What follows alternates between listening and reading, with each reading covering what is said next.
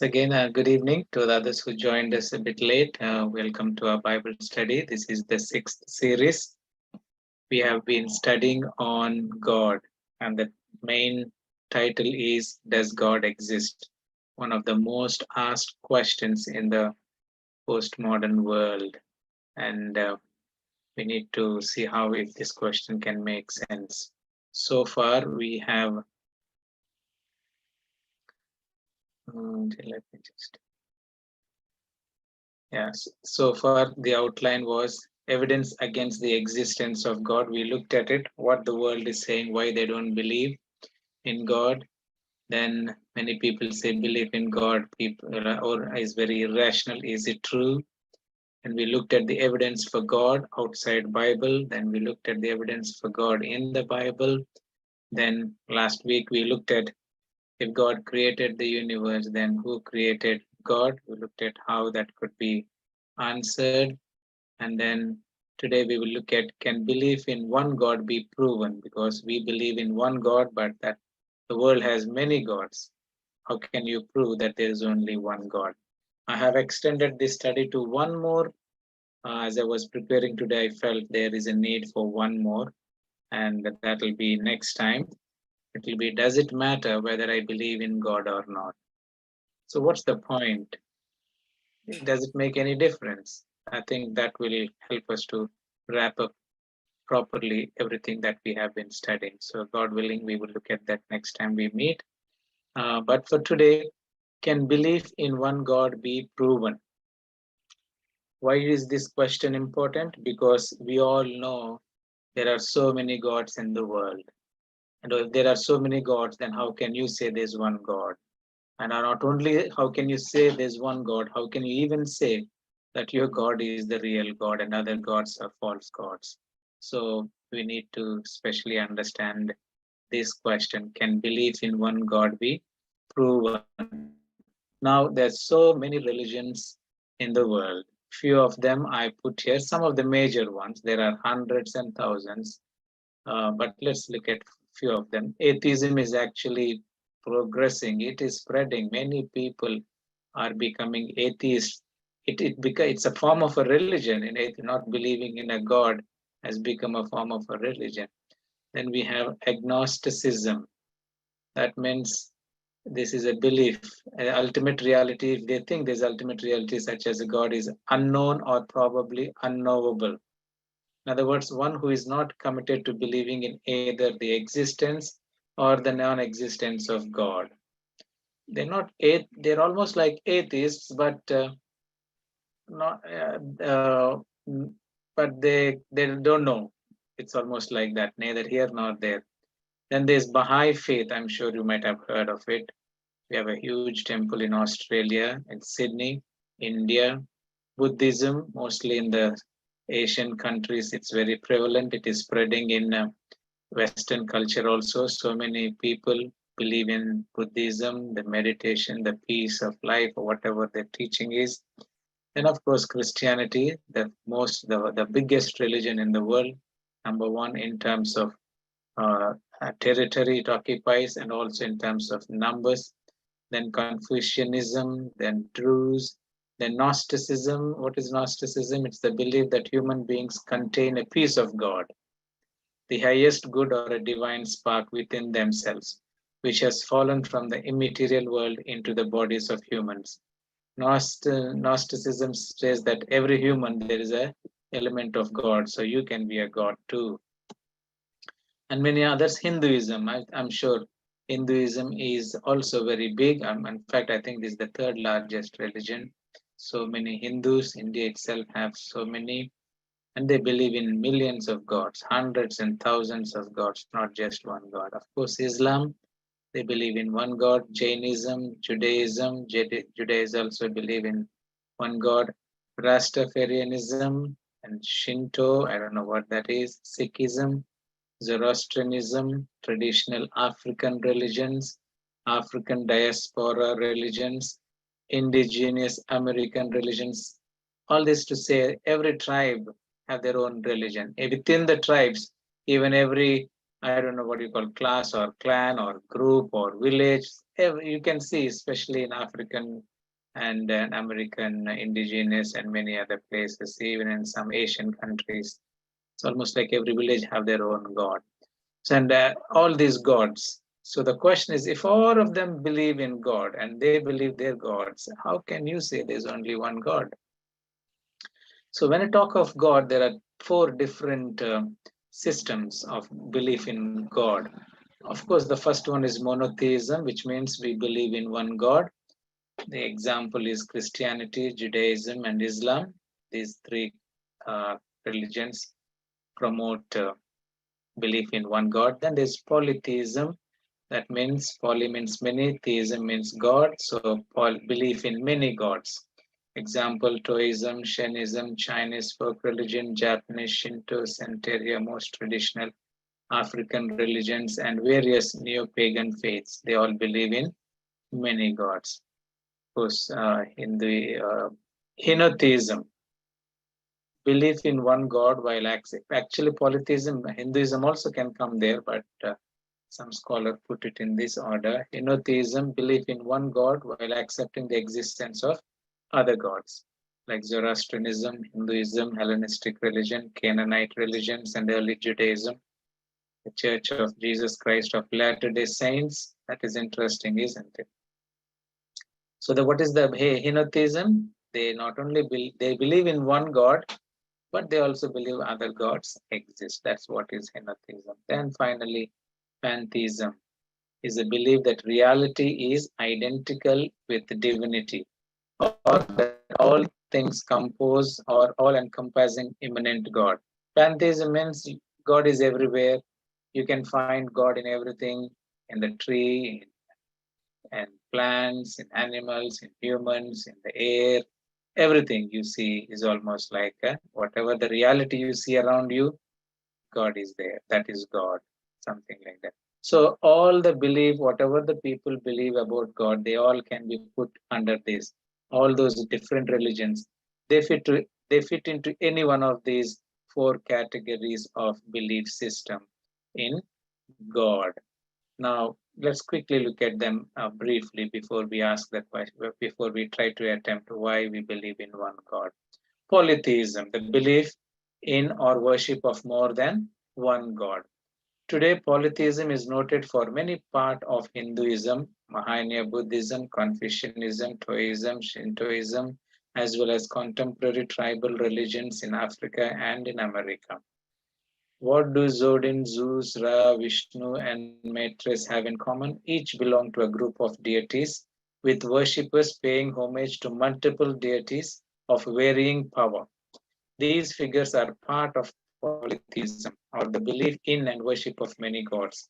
The roots of this word, of course, as we said, poly, many, theism, gods. So what is polytheism? It belief in many gods. Maybe there is one supreme God and other gods and who worship him or who are inferior to him.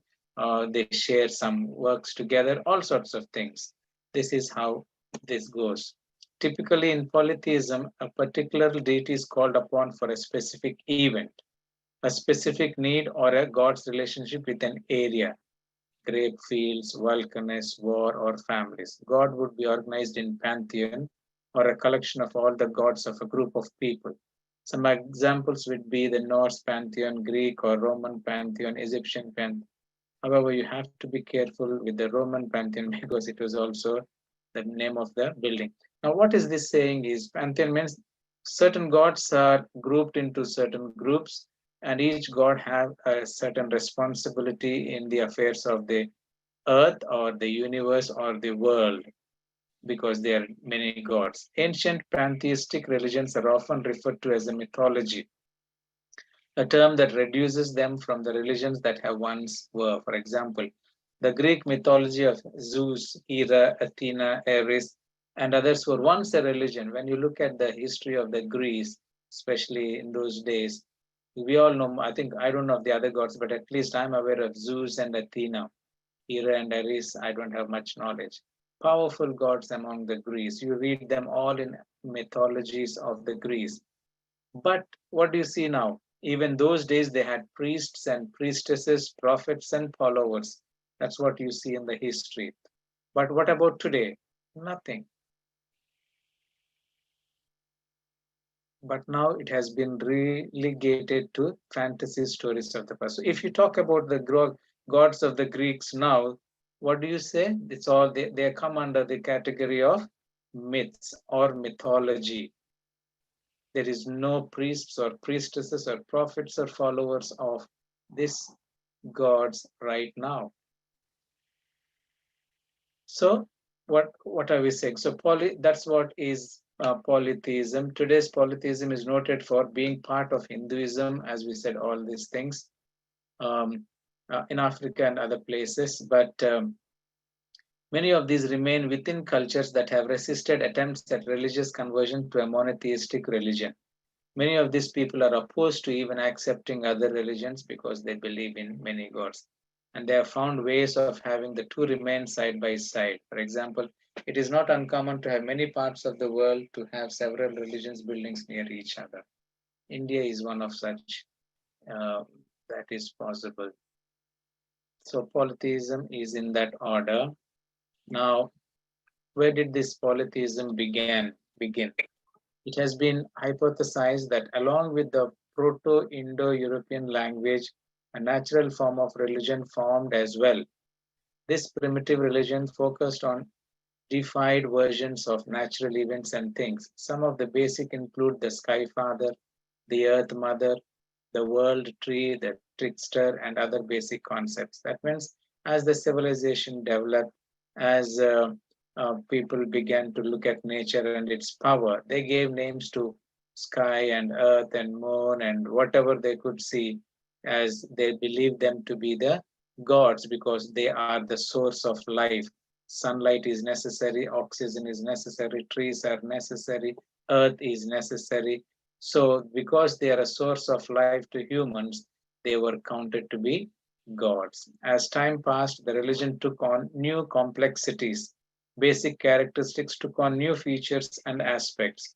For example, the basic sky father would become more supernatural, as seen in the Egyptian sun god with the falcon head and the solar disk, Ra, or more humans with the North Sky Father Odin. In other words, as they began to appreciate this nature and treat them like gods, as the time passed on, they also developed what we call who is a superior god, who is the most powerful god. And then during the time of Egyptians, sun worship was the greatest. They believed he is the greatest of God because sun has more power or whatever it was. So not only they believed in gods, different gods, now they also categorized the greatness of gods based on how they saw who seems to be the greatest. Okay, what happens, for examples of how they incorporated this? What happens when a group of people who worship Pantheon A comes into the contact with a group of people who worship Pantheon B? One option is that the groups worshipping different pantheons will go to war and attempt to eradicate the other side. But that takes a lot of work. You have to kill a lot of people and destroy a lot of useful stuff. So, I mean, this is we have seen most of the wars fought in Bible times and even more in history are related to gods. And when they go for wars, they go in the name of their god. When they win the battles, they give credit to their gods. So it's almost among the pantheon, though many nations believe in many gods, they also believe their own country gods or their own national gods are superior to other gods. We have such examples in the Bible where the ark of the Lord was captured by the Philistines. They take it and put it in front of their god Dagon, saying, our God is more powerful. He has humiliated the God of Israelites. So things like this.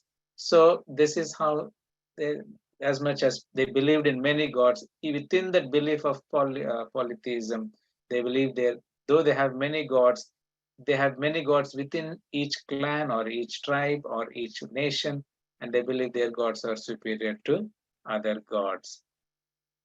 Next, we look at henotheism. That means is a term coined. This was coined by Max Muller to mean devotion to a single primary god while accepting the existence or possible existence of other deities. As we said, henotheism means they believe in one God, but they don't deny the existence of other gods. So that's what basically, by the name Max Muller, he's the one who brought about this kind of a theory. He means monotheism in principle and polytheism in fact. So in principle, God is one, but he has got many facets and many forms or whatever. I don't know what that means. But in fact, there are many gods. He made the term a center of his criticism of Western theological and religious exceptionism in relative to Eastern religions, focusing on a cultural dogma which held monotheism to be both fundamentally well defined and inherently superior to different conceptions of God. Variations on the term have been inclusive monotheism and monarchical polytheism, designed to differentiate different forms of the phenomenon. Related terms are monolatrism and ketonatheism, which are typically understood as subtypes of henotheism. The latter term is to the extension of henotheism. The point I'm trying to say is the one God at a time. There's another belief. Okay, there's one God at a time also is part of this belief. Henotheism is similar but less exclusive than monolatry because a monolater worships only one God, while the henotheist may worship with any within the pantheon, depending on circumstances. In some belief systems, the choice of the supreme deity within a henotheistic framework may be determined by culture, geographical, historical, or political reasons. In simple terms, henotheism is belief in one God, but not denying the fact that there are other gods. Within henotheism, there are other beliefs. You can believe in one God and also believe one God at a time. And within henotheism, again, those who practice this in different groups, just like polytheism, they believe the God is the who is a supreme God. The one supreme God is not one across all cultures. It's different from different cultures and different geographic, different historical or political reasons. They can choose which is that one God, and while the other gods fall into another category. Finally, pantheism. What is pantheism? Pantheism is the belief that reality is identical with divinity, or that all things compose an all-encompassing immanent God. Pantheism, the doctrine that the universe conceived of as a whole is God, and conversely, that there is no God but the combined substance, forces, and laws that are manifested in the existing universe. The cognate doctrine of pantheism asserts that God includes the universe as a part, though not the whole, of his being. In other words, when you talk of God, pantheist, everything you see is God. It may not be the whole of God, but it is a part of God. The trees, the plants, the animals, the air, the whatever naturally you will see, there is an inherent element of God in everything that you see around. That means believe that all that you see around is God, including humans. You're also God. Okay, so basically, this is how generally the whole system of belief around the world. Most of it you see, majority of the world's population believe anyway in more than one God. It's only few religions like Christianity, Judaism, and Islam is basically those are the three major religions that speak of just one God. When the whole world speaks of many gods, how can you say there's only one God? So the question is, can monotheism be proven? How do you know there's only one?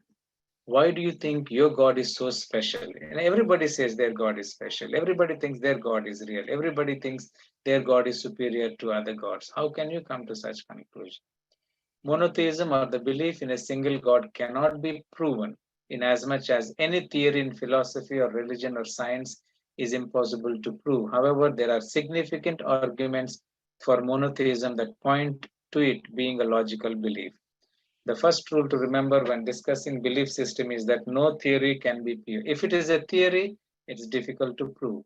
It can only it can only be the most current, logical, and available conclusion. Because of beliefs is something you can't really prove by experiment. or by touch, and it's a theory, there's so many gods, the only logical conclusion is to use your brain and logically think which seems to be the most acceptable and come to a conclusion what is actually logically can be concluded. Now, there are certain arguments that can help us understand whether belief in one God makes sense or not. The first one is ontological argument, which means the argument from being, the very existence. We know we have studied this. Saint Anselm was the one who concepted this term, this of ontology, that then that which no greater can be thought. According to this, you can't think of anyone greater than God. God exists, and there is no one greater than Him. God is that then which no greater than. If you can think of something greater than God, then that is what is meant by God. So, what does this ontological argument say? Whoever is this great person, that is God, and it must he must be, or that power must be one. If there is something beyond that thing that we call God, which is greater than God, then that can't be a God, because that which is greater than God will become a God. There, because the God is the highest, infinite one. There's nothing equal to him. Otherwise, it can't be God. That's kind of the argument. If more than one God existed, there would have to be some way of individuating from one another. Suppose if you say there's more than one God, then you have to differentiate between each God. The only way of individuating one from another is by reference to something one has that others lack. So how do you differentiate between two gods or many gods? Is to see the difference between each of them. When you try to compare the difference between each of them, you're trying to say that something is lacking in some God, which is a help, which is a strength to somebody, which may not be the strength to other. So if you come to such a conclusion, but to admit that one or more of them lack something is to admit that there is a greater, then that can be thought. So if by comparing that and saying this God is superior than this, now you're trying to say one God is superior to the other, by which argument you are saying that that God can be limited. God cannot have all the powers. But ontological argument disproves that. Donkey says he must be all powerful, all knowing, self existing. There's nothing beyond him or after him. That's what is God. God. But if there's many gods who are inferior and superior, then a God who is inferior, less in power than the other one, cannot be a God because he is limited. So that's what it is. Continuing on the same argument, to be God is to have a certain nature or essence, such that if there were many gods, this essence would be shared equally. If God is one essence and if there are many gods, it has to be shared equally. But to speak of a multiplicity of gods is to admit difference between them, and difference is always a matter of inequality. When you differentiate them based on their powers, their responsibilities to rule the earth and all, it is not equal. It is an inequality because not everybody have the same power, not everybody does the same thing, not everybody are in the same category. So this argument begins by asking us to consider when it would be, what it would mean to say that there are many gods with a capital G. Presumably, one prerequisite would be to say that there are essentially the same. If God to be God is to be absolute being, unchanging, completely actualized being, then we must say as much of every God that exists. That means if you believe God is supreme, there is no one above him, all powerful, all knowing, there is no limit, there is no greater or lesser than him. But if you believe there's more than one God, then you have to put everybody under the same category. But the minute you categorize, there's many gods not equal in power, in reign, and other things, then that can't be God. If somebody is lesser than a God, then he or she or that thing cannot be a God, because God, the very definition of God is superior and all knowing and no limit. So premise two raises the obvious question. Just what is it that distinguishes this God from that God? Surely there must be some way of telling them apart. Perhaps God one is more powerful than God two, or perhaps God one is temporal, whereas God two is permanent, or perhaps God one is more knowledgeable than God. That means when you start believing in many gods, then you have to differentiate why there are many gods, what are their characteristics, what do they do. Then when you start doing that, you bring comparison between gods, and when you bring comparison between gods, you're tempted to say who is greater, who is not greater. And when you bring them in that category, then they can't remain as gods because they have not the same power. For example, Hinduism, and they believe in God. For them, there are three main gods. There are millions of gods. They have millions of gods, but they have three main gods. Brahma, they believe, is the creator, and the Vishnu, the preserver, and Shiva, the destroyer. That means it is Brahma who created the whole world, and then it is Vishnu who is preserving it. And if there's any destruction, anything, it is Shiva that is responsible. What do you see here? One creates, the other preserves, and the other destroys. So who is greater? Why are they not having the same powers? Can Vishnu be the creator? No. Can Shiva be the creator? No. Can Brahma be the preserver? No. They have different roles. They have different roles. So in other words, each is limited in what they do. One can only create, the other can only preserve, the other can only destroy. Things like this. So when you keep asking, then who is greater? It depends on how you perceive what greatness is. Some could say, well, if he's not, if the Brahma didn't create, how can he preserve? That could be an argument. So he is the greatest and the preserver. If he is not preserving, then what's the point of creation? You could argue that he may be the greatest and the destroyer. Things like that. So there won't be end to arguments when you put gods in categories of the power or limitations of what they can do. The second argument is from the world itself, cosmological argument. For example, look at the universe exists. It is possible for things not to exist. Whatever has the possibility of non-existence yet exists has been caused to exist. That means that this universe had a cause. The universe could not bring itself into existence since it must exist to bring itself into existence. That's the science. There must be something that exists that is the cause for the existence of the rest of it. That's what it is. No science has now come to conclusion there was nothing in the beginning. Even the Big Bang theory and all, we have spoken about it. Something must have caused the beginning of everything. If there is nothing and something came out of nothing, that is very illogical because humanly it doesn't make sense. There cannot be an infinite number of causes to bring something into existence because an infinite regression going on forever has no initial cause at all. That means there is an infinite that brought the finite, but there is infinite number of causes. If there is more than one cause that brought the existence of everything, then you get into the confusion of what caused that infinite, which is that infinite that caused what is around, because we don't have knowledge of it. Therefore, there must be an uncaused cause of all things. No matter how many infinite things you think that are a cause of what is around, there still needs to be something which is infinite, which is singular, that is the cause of all the infinites, even if you were to believe there are more than one infinites. So the uncaused cause, that beginning, that one thing that is a cause of whatever your belief system is, can be only one, from which the rest all would have come. And that's what we call God. But how does this point to one God?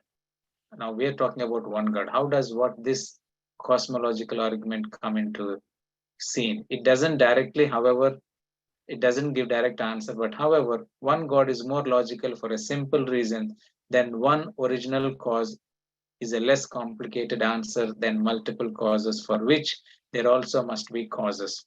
Going all the way back to Aristotle on rhetoric, it is a point in logic to prefer the simpler explanation over the more complicated one. So, what does that mean? It is easy to believe that there is one being through whom everything is created, than to believe there are millions of beings that are a cause of everything that exists. In other words, it is easy to believe a simple explanation, simpler explanation than the complicated one. If you believe in millions of gods, many gods that are a cause for the creation of the world or the sustenance of the world, then it is so complicated. You have to understand every bit of it in terms of which god did what. So and what does the cosmological argument say regarding the existence of the universe? There was something in the beginning that was a cause of everything, like the Big Bang we said, some hot tiny spot which was the cause of the entire universe, as we said.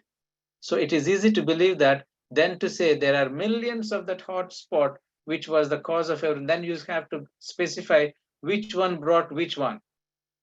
It is easy to believe there's one singular thing that is a cause of the entire universe than to believe there's millions that has the cause of the existing universe. Then you would ask the question, which person is responsible for which one, which is complicated. So the cosmological argument is saying it is better to believe in simple because it makes more sense.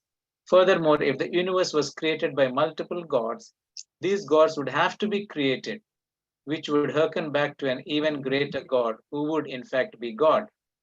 So either we believe all gods existed infinite, or there is a greater God who is the cause of the beings of other gods. If these gods have been created by a greater God, then they don't remain under the category of gods, they remain under the category of created beings, which is equal to you and me. So the cosmology doesn't accept this argument of many gods because the existing world and the evidence from what the science believe and is that everything has cause. That cause is one thing from which everything has come. The next argument is moral argument. Morality is relative. That's what think. The doctrine that knowledge, truth, and morality exist in relation to culture, society, or historical context and are not absolute. Many cultures now don't want to accept that morality is absolute, but in reality, that is not true. Why? Because relativism is a family of philosophical views which deny claims to objectivity within a particular domain and assert that facts in that domain are relative to the perspective of an observer and the context in which they are assessed. So, what kind of morality, when you say it's relative, it is not objective, it is not uh, universal. It is based on the perception of the observer and the observer's background and context and culture that they were brought up with. They can decide and dictate how the morality is to be done. For example, if morality is truly subjective, there can be no argument against any or all behavior. Because subjective means you decide what is right and wrong. For example, genocide is, if suppose morality is subjective, then you're saying genocide is acceptable, rape is acceptable, torturing children is acceptable. If there is no moral standard, then anything at all is acceptable. That means some might say that moral standards then are created by society or evolution. This, however, leads to the terrifying conclusion that if the majority decides something, for example, genocide is right, think Nazi Germany, then it is in fact now morally right. That means if morality is subjective, majority of people decide this is what is right, that could become right because it is subjective. For example, genocide, if majority of the country thinks rape is acceptable, torturing children is acceptable, and they make a law, it is acceptable, and that is a moral law, then it is that's why they think morality is moral argument is subjective. But this leads, if you were to say that, this leads to the reasonable conclusion that there is some sort of transcendent moral standard somewhere out there. If everybody came out of some moral standards, where is the beginning of the moral standards is the question we need to ask. If there is a transcendent objective moral standard, there must be a transcendent metaphysical sufficient creator of that standard. There is a transcendent objective moral standard according to our discussion. That means Therefore, there is a transcendent, metaphysical, sufficient creator of the objective moral standard. But why a monotheistic God? Okay, suppose there is an objective morality, why it can't be from many gods? Why only from one God? Quite simply, if there is one objective transcendent moral standard, then it can only have been created by a completely transcendent being. And thus, if there were multiple transcendent beings, there would not be one completely transcendent being. And thus, there could not be one moral standard, but rather moral dissonance. If you believe in many gods, then you have to think of many moral standards. But if you think of many moral standards, then they are subjective because they have come not from one source, but from different source of how they saw it. The next is historical argument for monotheism. The first monotheistic religion developed in ancient Egypt during the reign of Akhenaten, but it failed to gain a foothold and disappeared soon after his death. Monotheism did not become a permanent fixture in the world until the adoption of monotheism by Hebrews in Babylon. So, in other words, history tells us Hebrew God, the religion of Hebrews, is not the beginning of monotheist. Ancient Egypt's worshipped only one God, but later it was Hebrews in Babylon that highlighted the worship of one God. While monotheism is often seen as something that derived from Judaism, the history of how monotheism became pervasive and expanded beyond Judaism is complex. Integrating both historical and archaeological data, we find that the rise of monotheism has been influenced by key political events. These political events helped transform not just these early monotheistic faiths, but also by extension many parts of the world today. It seems then that the most natural form of belief for human is monotheism, whereas other forms of beliefs tend to arise after centuries of cultural evolution. Of course, this does not necessarily mean anything, but it adds to building a case for monotheism. In other words, monotheism is basically the most ancient form of religion that the historians could trace to. It was after this that many forms of beliefs in many gods have come. So historically, monotheism has more accuracy than the rest of it, or also it's the ancient. The next is argument from evolution theory and Big Bang. Okay, uh, about the beginning. Now, all those who believe in evolution or Big Bang theory, this is what it says. Everything began from what? One single-celled ancestry around 3.5 billion years ago. There were not many. It was just one single thing. So even if you look from the point of evolution and Big Bang, the beginning of everything is from one single ancestor, whatever you call it. So if you believe it, so it makes more sense to believe in one God. When you believe the creation all began from one single cell, it simply means it also makes sense to believe there's one God from whom that every creation has been created. Big Bang, as we said last time, the broadly accepted theory of the origin and evolution of the universe is a Big Bang model, which states that the universe began as what? As an incredibly hot, dense point, roughly 13.7 billion years ago. So how did the universe go from being fraction of an inch, a few millimeters across to what it is today? We say it expanded. So from single point, it expanded. So everything has a beginning at one, not with many. The next argument is philosophical argument. If there were more than one God, well, look at what philosophy says. The universe would be in disorder because of multiple creators and authorities, but it is not in disorder. Therefore, there is only one God. Since God is completely perfect being, there cannot be a second God, for they would have to differ in some way, and to differ from complete perfection is to be less than perfect, and if there is anything that's less than perfect, then it can't be God. Since God is infinite in his existence, he cannot have parts, for parts cannot be added to reach infinity. So that makes sense in philosophical terms. Infinity means there's no beginning, there's no end. If you try to bring few parts together and try to form an infinity, it is impossible. Philosophically, even theologically, you cannot create infinity. So if you try to bring all gods together and create infinity, it is not acceptable. There must be an infinite God. So if God exists in not just a part of him, which it is for all things that can have existence or not, then he must have infinite existence. That means God is not a part of anything to make it infinite like how we think. If he is not a part of anything, then there is nothing equal to him. Therefore, there cannot be two infinite beings, for one would have to differ from the other. If there are two infinite beings and they differ, it doesn't make a philosophically a good argument. And the seventh one, biblical argument. What does Bible say? To you it was shown that you might know that the Lord himself is God. There is none other besides him. Another place, hear, O Israel, the Lord our God, the Lord is one. Have we not all one Father? Has not one God created us? Yet for us there is one God, the Father of whom are all things, and we for him, and one Lord Jesus Christ, through whom are all things and through whom we live. One God, the Father of all, who is above all, and through all, and in you all.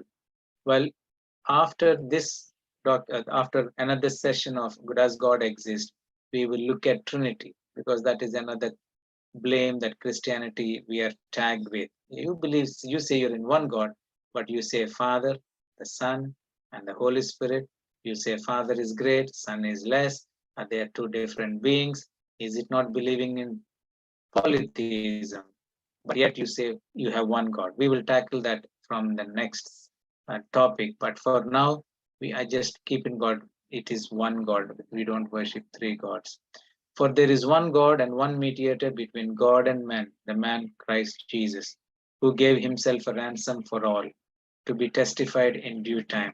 You believe that there is one God? This was, you do well. Even the demons believe and tremble.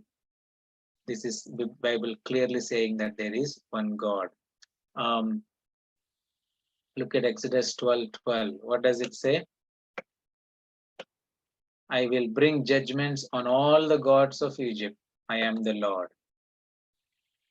In fact, if you see all the 10 plagues that God sent on Egypt, every plague is a symbol of one of the gods that they serve. It's a good study. Maybe someday we can do that. It's not simply a plague that he sent. He was attacking the gods that they believed had the power to save them.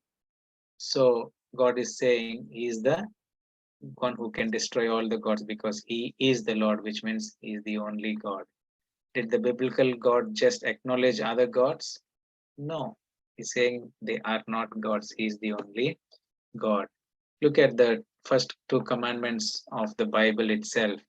God spoke to all these words saying, I am the Lord your God who brought you out of the land of Egypt, out of the home. You shall have no other gods before me. Why there are other gods? That's why he's saying there is no. But he says them, what are the other gods like? They're carved images. They have a likeness of something in the earth or above. Most of the Egyptians god, they worship Nile River, they worship frogs, they worship sun, they worship water, all sorts. So they have an image. God is saying, no, they can't be an image to a God. You can't limit to God to some physicality. He has no physicality. He is a spirit. You shall not bow down to them nor serve them. For I, the Lord your God, we know this commandment. So basically, if you go deep into all these arguments, you can come to conclusion. It makes more sense to believe in one infinity, who is the cause of the everything, than to believe many infinities who are limited in certain ways. And when some God is limited in certain ways, he can't be a God because God cannot be limited. So in Hinduism, there are gods that have been created after certain gods. If something can be created, then that cannot be a God. So, and belief in many gods, the nature can be destroyed. If you believe that the tree is a god, if an animal is a god, if something, and if you can destroy it, that means God is destroyed. If anything can be destroyed, then it can't be a God because God cannot be destroyed. So believing in many gods is so complicated and it doesn't logically come to any conclusion but rather believing in one God who is supreme, who is infinite, who is the cause, who is the uncaused cause of everything, is more logically proven than belief in many gods.